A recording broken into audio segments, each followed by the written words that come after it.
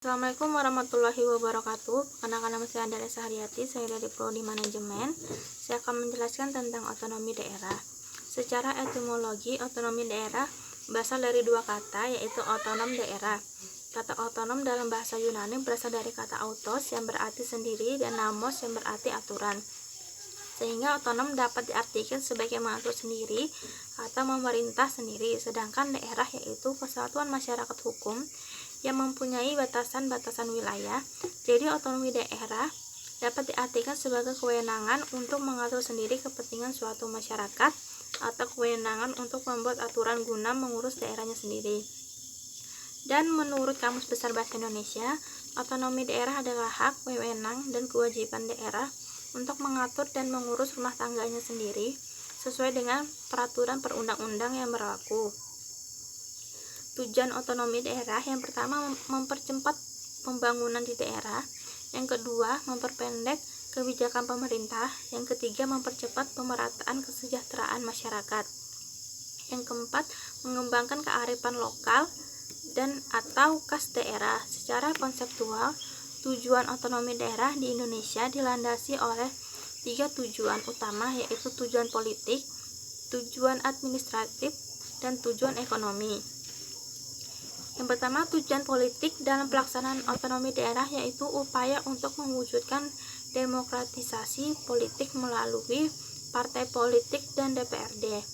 Yang kedua, tujuan administratif dalam pelaksanaan otonomi daerah yaitu adanya pembagian urusan pemerintah antara pusat dengan daerah, termasuk pembaruan manajemen birokrasi pemerintahan di daerah serta sumber keuangan. Yang ketiga, tujuan ekonomi dalam pelaksanaan otonomi daerah yaitu terwujudnya peningkatan indeks pembangunan manusia sebagai sarana peningkatan kesejahteraan masyarakat. Dan asas otonomi daerah yang pertama, asas desentralisasi, yaitu penyerahan wewenang pemerintah dari pemerintah kepada daerah otonom berdasarkan struktur NKRI.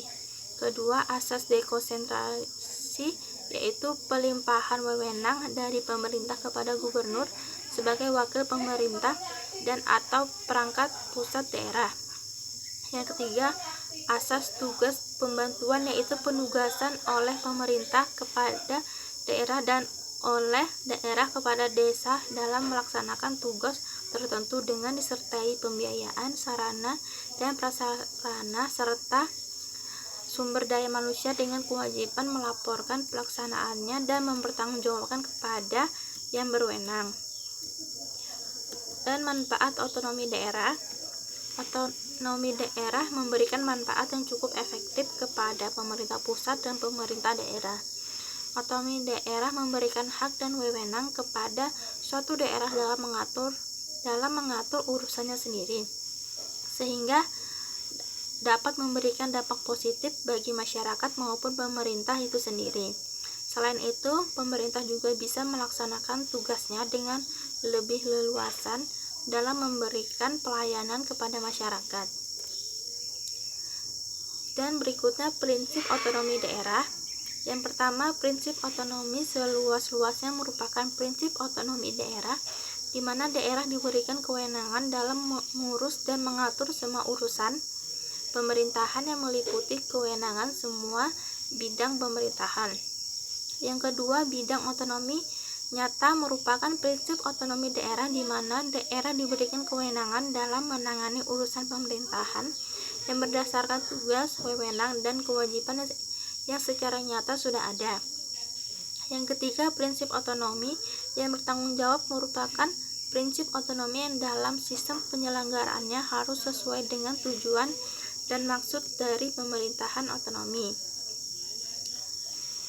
Dan selanjutnya, penerapan otonomi daerah. Penerapan atau pelaksanaan otonomi daerah di Indonesia menjadi titik fokus penting dalam memperbaiki kesejahteraan rakyat. Mengembangkan suatu daerah bisa disesuaikan oleh pemerintah daerah dengan potensi dan ciri khas daerah masing-masing.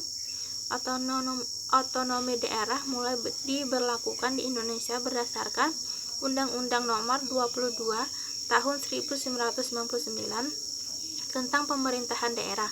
Pada tahun 2004, Undang-Undang Nomor 22 Tahun 1999 telah dianggap tidak sesuai lagi dengan perkembangan keadaan ketatanegaraan serta tuntunan penyelenggaraan otonomi daerah. Hal-hal pengaruh otonomi daerah: yang pertama, kemampuan manusia; yang kedua, kemampuan keuangan; yang ketiga, kemampuan peralatan dan organisasi; dan keempat, kemampuan kepemimpinan.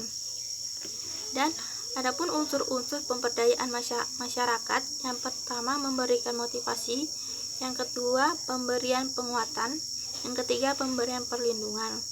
Dan sekian penjelasan otonomi daerah. Mohon maaf bila ada kesalahan.